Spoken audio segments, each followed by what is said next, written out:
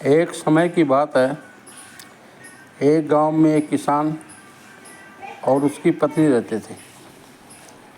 किसान बहुत बूढ़ा था और उसकी पत्नी बहुत सुंदर और जवान थी।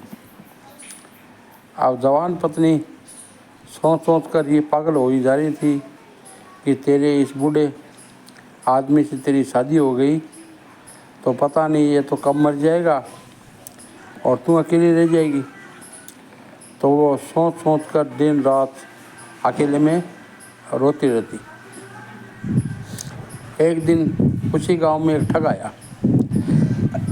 तो ठग की प्रक्रिया क्या होती है? ठगी करने की होती है। तो वो उस घर में आया तो किसान की पत्नी को देखकर और वो सारा माजरा समझ गया। उसने किसान की पत्नी से कहा, अरे तुम तो बहुत सुंदर हो और इस बूढ़े आदमी के पल्ले कैसे पड़ गई? तो उसने सारी आप बीती सुनाई कि क्या करूं, मेरे साथ बड़ा धोखा हो गया। मेरे माँ बाप ने पैसों के लालच में इस बूढ़े से मेरी शादी कर दी।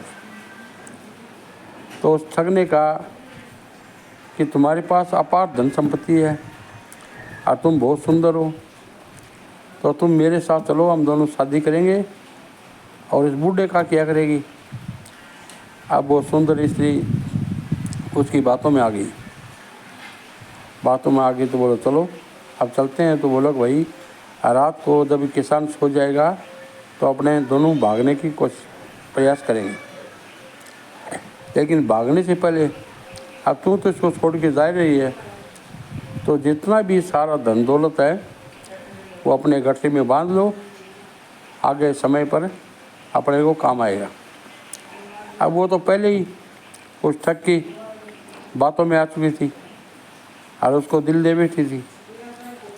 अब ठग घर से बाहर चला गया और रात होने का इंतज़ार करता रहा। रात होने के बाद में सारा गांव और उसका बूढ़ा किसान पति जब सो गया तो ठग वहाँ पर आया और ठग ने आकर कहा कि चलो अब सब सो गए हैं, आपने चलते हैं। अब वो ठग और वो किसान की पत्नी दोनों घर छोड़ के चल दिए। बहुत दूर जाने के बाद में उसको एक नदी दिखाई दी। अब ठग ने कहा, देखो अपने को ये नदी पार करनी है और नदी से पार चल जाएंगे तो अपने को कोई पीछा भी नहीं कर पाएगा, ना पकड़ पाएगा। तो एक काम करो, ये गठरी जो सोने गहने जेवरात से है ये मेरे को दे दो, मैं उसको सुरक्षित जगह वहाँ पर छोड़ आता हूँ और फिर तेरे को भी आके यहाँ से ले जाऊँगा। अब वो किसान की पत्नी तो पहले उसकी बातों में आ चुकी थी, तो वो गहने जेवरात की गठरी उसको दे दी। वो नदी पार करके चला गया। बहुत देर तक उसका इंतज़ार करता रहा, लेकिन ना तो ठग आया ना उसकी गठरी आई और वो बैठी बैठी रोती रही। इतनी देर में एक गिद्दड़ मुंह में एक मांस का टुकड़ा लिए हुए और वहाँ उस स्त्री के सामने से गुजरा। हम नदी में उसने देखा कि मछली, एक बड़ी सी मछली है, तो उसने नदी में छलांग लगा दी और मुंह खोला मछली को पकड़ने के लिए, तो मांस का टुकड़ा भी तेज़ धारा में बह गया और मछली भी गोता खाकर वहाँ से पार हो गई। अब उस स्त्री ने कहा, अरे गिद्दड़ तुम कितने मूर्ख हो, तुम तो चालाक हो लेकिन फिर भी मूर्ख हो। तुमने इस मछली के चक्कर में ये मांस का टुकड़ा भी खो दिया।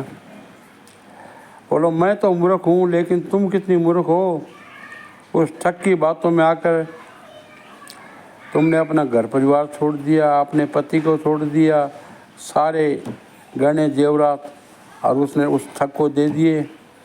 अब तेरे साथ तो ये हुआ कि तू ना घर की ना घाट की।